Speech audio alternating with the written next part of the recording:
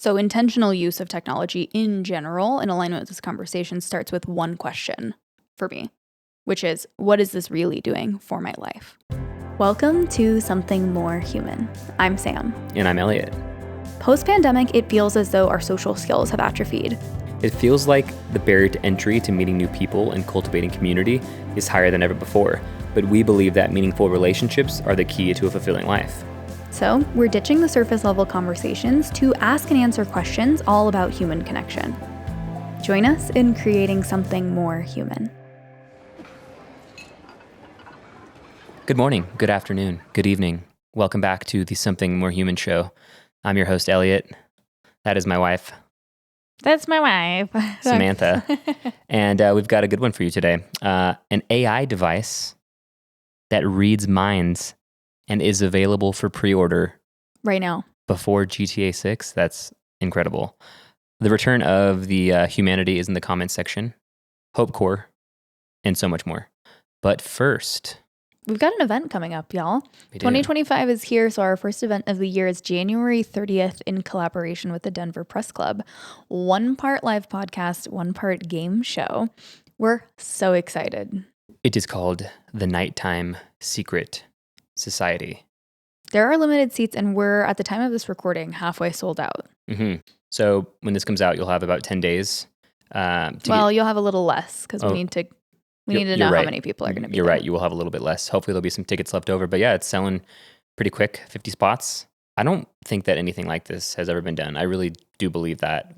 I'm really excited about it. I'm super excited. I think it's going to be really fun and a really novel way to just connect with other people. Mm-hmm. I agree. Our goal is to take in-person events around the country. So if you're not in Denver and you can't make it, A, we'll miss you, and B, hopefully we'll be coming to a city near you. C, we're going to ask for what we want if you know somebody that would like to sponsor that event or bring us out. Send me an email, sam@somethingmorehuman.co. Speaking of ways to support and engage further with us, we also have the Something More Society, which is our Patreon community. So inside of there, it's only $6 a month. You can get exclusive content on alternating weeks that this show comes out. You can also chat with us and other members. I was on the interwebs and I came across this article that if I was in 2020 or 2019 or 2018, you cannot convince me that in 2025 this would be a real thing, but it is. It's called Omi. It's a device that can be worn as a necklace or attached to the side of a head with medical tape. It uses a brain interface module. This part's interesting, though the details of how it works remain unclear. It can answer questions, summarize conversations, create to-do lists, and help schedule meetings. It's available for pre-order right now. It's $89, no subscription. Sounds too good to be true. Also, if you're like me and you like engaging in conspiracy theories, it maybe is too good to be true, and it's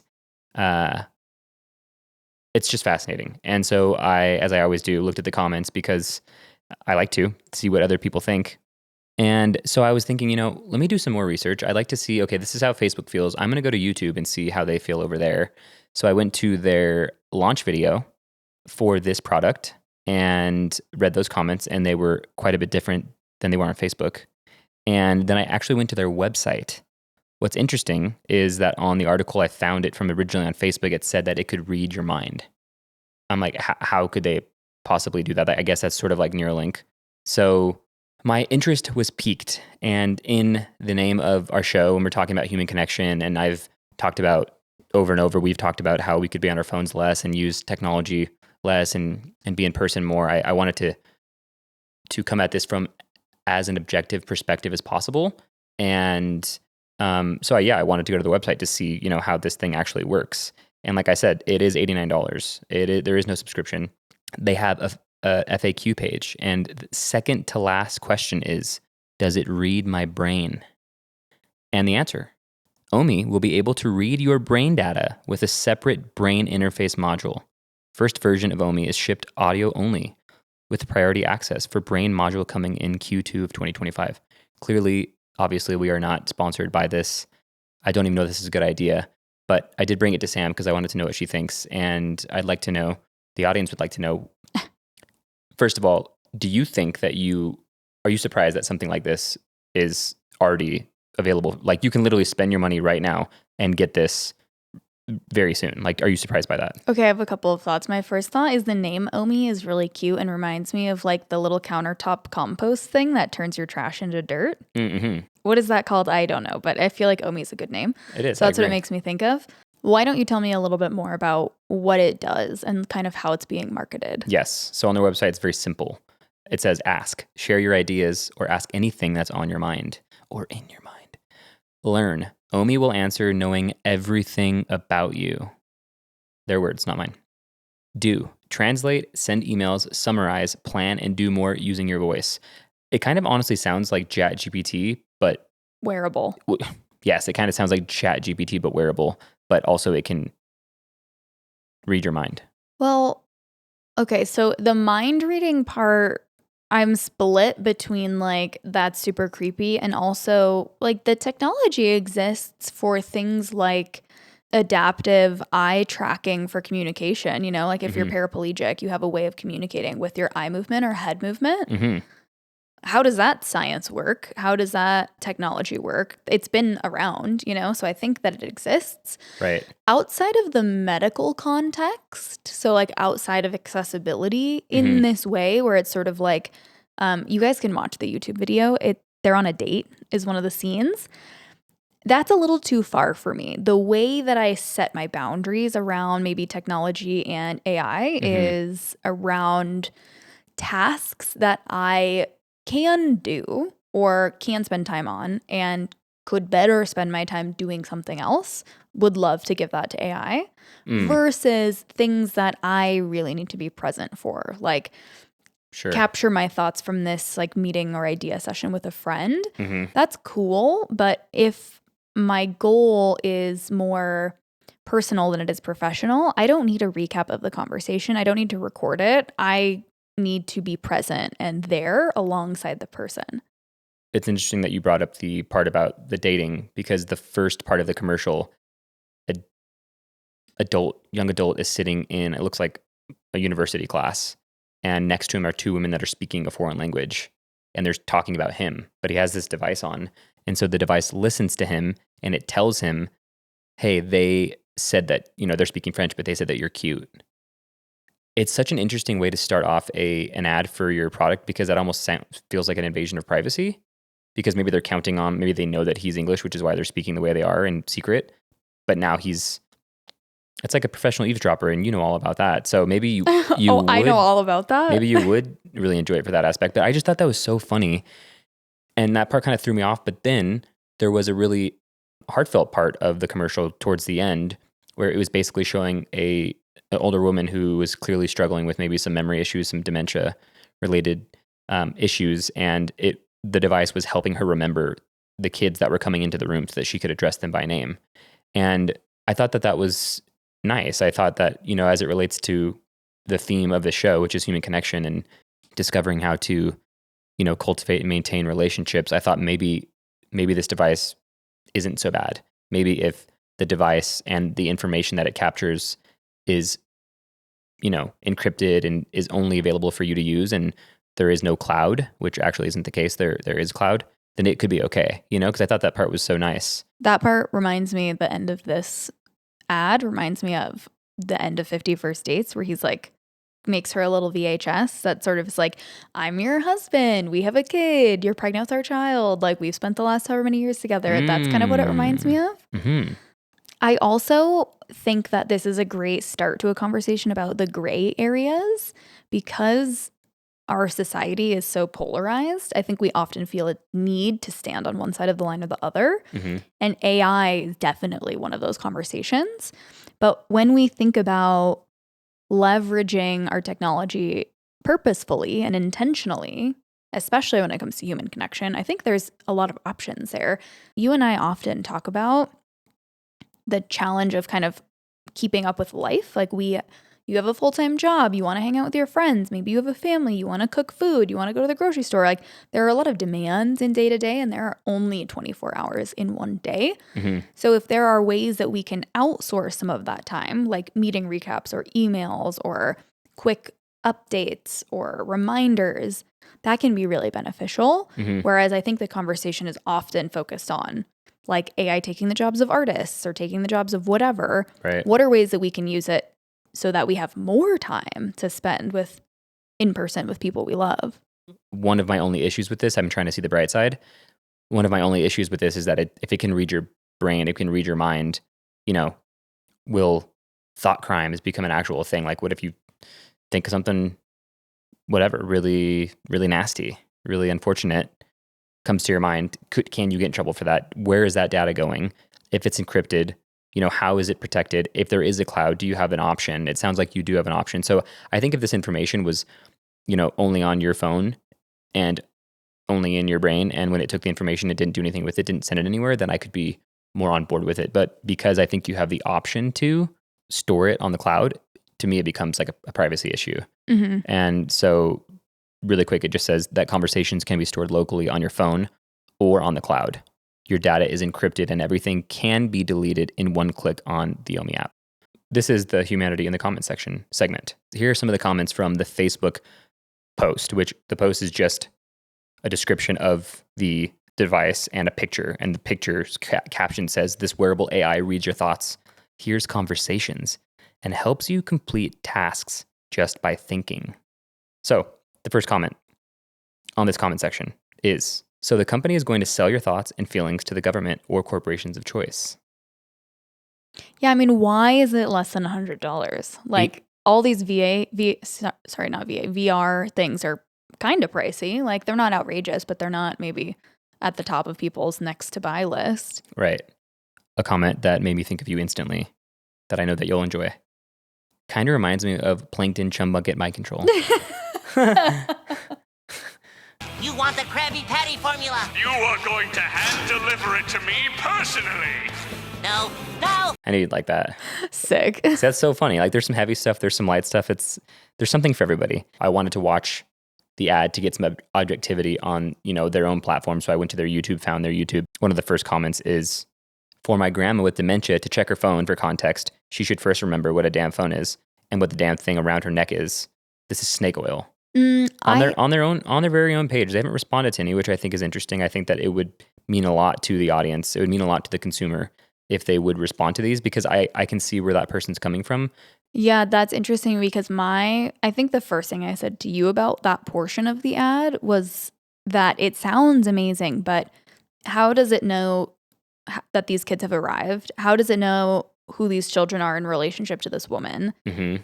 Maybe it interacts with another device that's like her daughter, these kids' mother. Right. But what's the difference between that and like me texting my grandma, "These are your grandkids, Sally and Joe"? Do you know what I mean? Yeah, I think that maybe it's like the immediacy. Obviously, yeah, there has to be some training done beforehand. It can't know that. It can't take all those things into consideration without some prior knowledge and direction and prompting, right? I mean, can it do it at all? It sounds like it's audio only. But if it can read your mind, I think we have to not suspend disbelief, but I think we have to be a little bit realistic. Like this isn't, this commercial in this portion of the commercial isn't saying this is her opening it for the first time. It already knows this stuff. Like clearly it takes time to get to know you. Sure. But if it can read your mind, also if it can, oh my God, I'm having this thought here. If it can read your mind. And your mind is confused. And your mind you have dementia. This is kind of blowing me away. I think this is a bad idea. This seems like a bad idea. I'm also thinking of that movie. Oh my gosh, what is it called? Mel Gibson. Oh my God, What a Woman Wants. He can like read women's thoughts. Okay. It's fascinating to be able to potentially hear how, like, can this transcribe? Can this regurgitate the audio? Because that would be incredible. It would be fascinating to hear how my grandpa, who's 94, who's in, advanced stages of dementia, how he's actually thinking. Like, what is he thinking? And with that information, can we actually use that to, address how to minimize the effects of, or even solve, or even, what's the word I'm looking for? Or even cure dementia. Do you know what I mean? And can we put it on our dogs and hear our dogs' thoughts? That would be crazy. I would sign up for that. I would pay $1,000. Honestly, all I want to know when we come back from a trip is I ask Venus, how did it go with the dog sitter? And I just want to hear her reply. I need to know. That's funny. A couple more comments. One from each. One from Facebook, one from YouTube, and then we'll move on. This comment says, just like EMRs, we're supposed to improve medical care, yet recent studies show just the opposite. And then it says, just include .gov and .com if your personal info and see how that goes. So what do you think about that? What can you elaborate? I think what that comment is saying, EMR is like electronic medical records. So I think what that comment is saying is, I mean, how many times have you gotten a piece of mail that's like, your medical data's been compromised. We're so sorry. Just so you know that happened. It did. We'll be better. I think that's the point it's getting, is like, we've said that we're going to make a commitment to bettering the safety of private medical information, but haven't done a great job. I mean, you and I have gotten like 3 letters this year saying that well, not this year, but last year.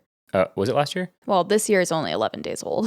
Oh, sure, you're right, last year. And then your dad, when we were in Albuquerque, your dad gave us more. Yeah, about a cybersecurity attack on our medical records. Right. So that's happened so many times. I think that's where the criticism is coming from.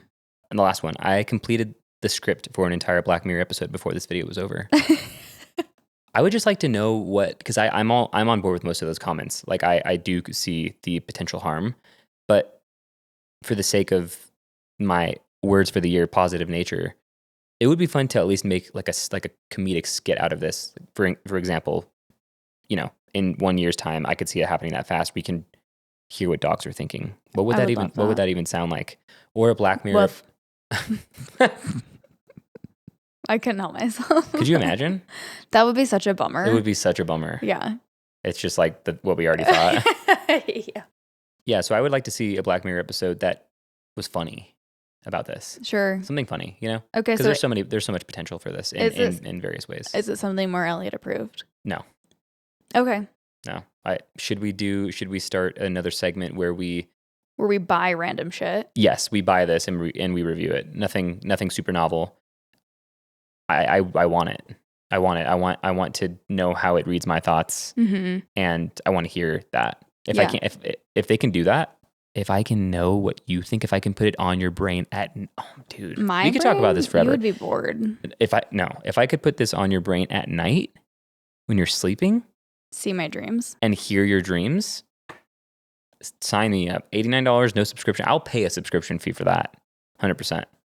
Here's the thing, guys. At this very moment in time, we don't necessarily have expendable income to be spending almost $100 on some crazy stuff. However, if you'd like to sponsor the show and donate to us philanthropically, we'll accept it. Yes, we will. I'm also going to vote no.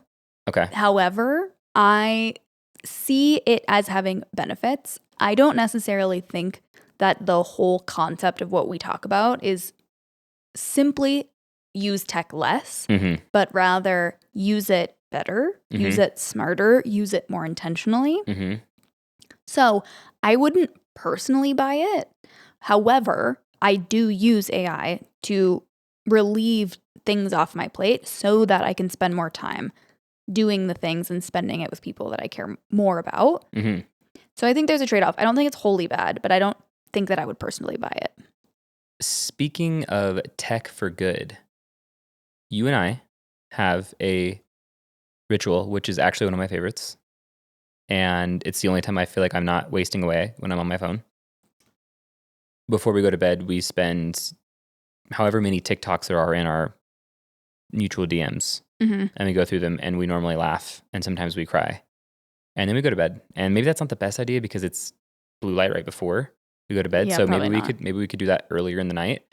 But it's not all bad. And, as apparently our government is going to take TikTok away from us in a few days in the name of national security, we could be pissed off. We have every right to be. I've thoroughly enjoyed that digital experience ritual. It's been great. And so I'm bringing this up because Hope Corps is definitely a real thing. And you could spend forever on that hashtag. It'll take you to some really lovely places on TikTok. So you should do that before the 19th, the day before a quarter past freckle inauguration. Yeah, I have a really long freckle hair. I hope we should zoom in on this thing. Show it to the camera. It's almost kind of like a badge of honor. Sometimes when I look at it, I'm like, show it to the camera. I will. Sometimes when I look at it, I'm disgusted because there are like some really long hairs on this freckle. They're just dark. And then I think about how my mom used to speak to me and used to speak to my freckles and how sweet that was and how kind that and sweet and innocent that little boy was. And I'm just that same kid, You are. sort of. Show the camera. You know, a little worse for wear. What did she since then, say to but your freckles? maybe not this one specifically, but I have one on my forehead, and she would like look at it, and I don't know what she would say, but she would kiss it when I was younger. I don't know. She should always find it before I went to bed. There's like 3 long hairs, and sometimes I trim them, but they're getting pretty long. Anyway, Hope Core. Okay, so if you don't know what like something core is on the internet, it's sort of like an aesthetic. So like cottage core is also very popular, Barbie core, ballet core, which I am partial to. I think ballerinas are some of the OG fashionistas. Do you know what crab core is?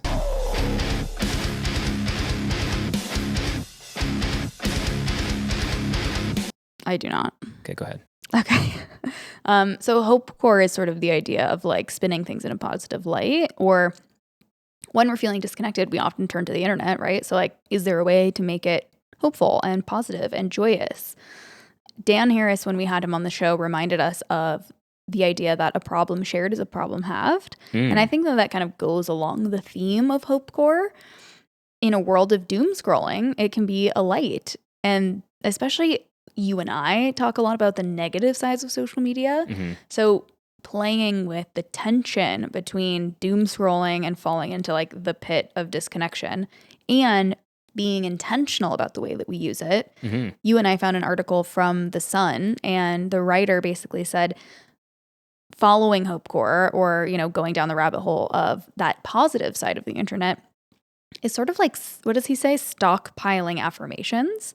And that's what you're getting at, I think, when you talk about this little ritual we have, is we've sort of picked the things that we loved the most and then shared it with each other. Mm-hmm. And that's a fun way to sort of giggle together or be entertained in a positive way. My TikTok algorithm is 90% healthy, honestly. Oh, I'm that's laughing. great. I'm laughing almost the entire time I'm on TikTok. That's awesome. Yours is too, though. Yours is like Mine's super wholesome, yeah. the only horny shit is the smut stuff that you. It's not even horny. It's just like book reviews. Yeah, that's what I mean. But I mean, they like- talk about like the horny stuff. Oh my god, What? what was I listening to yesterday? Was it where they were talking about dragons and dragons having sex? Oh, yeah. Fantasy fangirls. Y'all are in Denver. If you ever want to get a coffee, please reach out. Who the heck? I didn't know that people wrote about dragons having sex. Like, you are are so they- not in the fantasy but are the world. dragons like actual characters that speak? I haven't read that Wait, series. really quick. But are dragons actual characters like in these books? I know you've told me that you haven't read the series they're referring to. Or you haven't read any series that have dragons making love or fornicating. But do you think that Yes. dragons? That they're characters, yes. That's so weird to me. But I guess that's kind of like that I show mean, that like everyone vampires loves. are characters and werewolves are characters, and I'm uncultured. yeah, you got to get into some fantasy smut, honestly. Yeah, I kind of feel embarrassed actually. I Maybe can we'll- recommend some stuff for you. No, I mean like I'm thinking about like Lord of the Rings, but they weren't really characters. They didn't have voices. So I'm trying to think of what movie a dragon had a character and a voice and emotions. Well, It I was don't part know. of the plot. I think we should just open up a rabbit hole for you to go down. We should move on. Yeah, sorry. The last thing I'll say about Hope Core is the thing that I love about it and this like phenomenon on the internet is that it reinforces the idea that in alignment with your positive nature 2025 word, choosing hope does not mean that you are naive to situations or like the negative side of things, but it enables you to believe that there's a solution that's possible. That's pretty freaking powerful. Rock on, sister. It's true. I mean, that's a good balance of like you and I, right?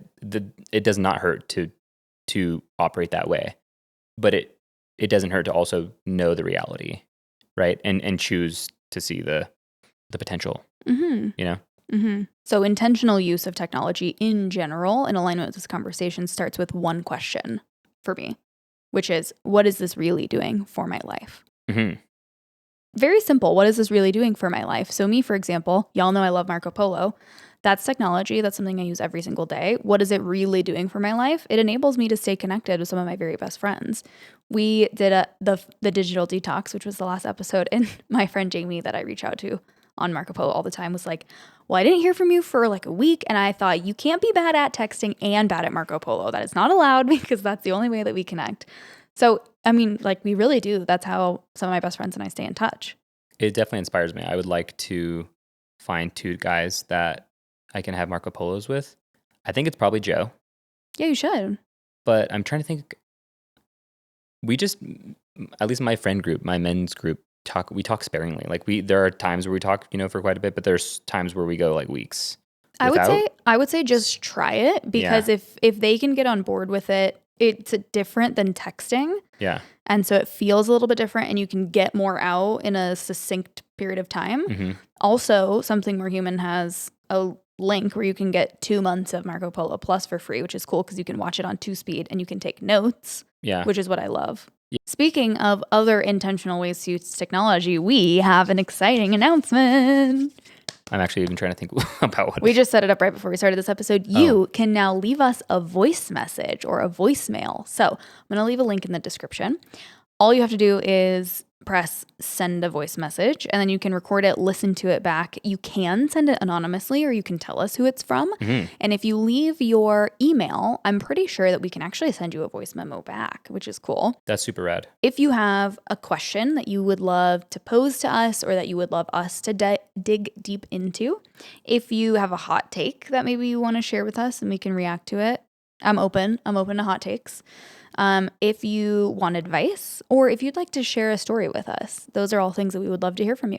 Yeah, there'll be a link in the description. There'll be a link on Instagram. You can go straight from the link tree to that window, which is on our website. It asks for access to your microphone, but that's it. I think it's a cool feature. I hope that we get to, because we've had some people reach out on DM, and I think that someone reached out recently this week and she just sent a voice memo and we've been voice memoing back and forth. Awesome. That's the future, man. That's got to be the future. Mm-hmm. So yeah, we've gotten some DMs, but voice memos would be great. And it'd be cool if we could actually feature the audio, with their consent, obviously. That'd be rad. Yeah, for sure. So super, super excited about that. Yeah. My main takeaway from this conversation, we don't usually talk about technology in this way. So it's very inspiring for me to be thinking about it from this new perspective.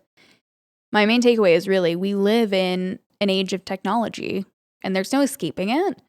How can we set intentional boundaries around our use of technology and how can we use it to better our day-to-day lives and deepen the things that we care most about? And for me, that's connection. My main takeaway is that I've decided I'm going to buy this device for Venus on the off chance that it can also read dog thoughts. And then we'll have a really good episode to present. What do you think about that? I vote yes. We actually didn't even get her a Christmas present. We got her a late one yesterday, actually. We got her new bed. Mm-hmm. But we did not get her a Christmas present. So maybe it can be Omi. I told her that Santa got stuck in traffic and her new bed finally arrived. And she can wear it as a necklace. We'll just attach it to her collar. Yeah? Yeah. The Mentos thing probably wouldn't stick to her fur. No way. Yeah. All right, y'all. Love you. See you next time.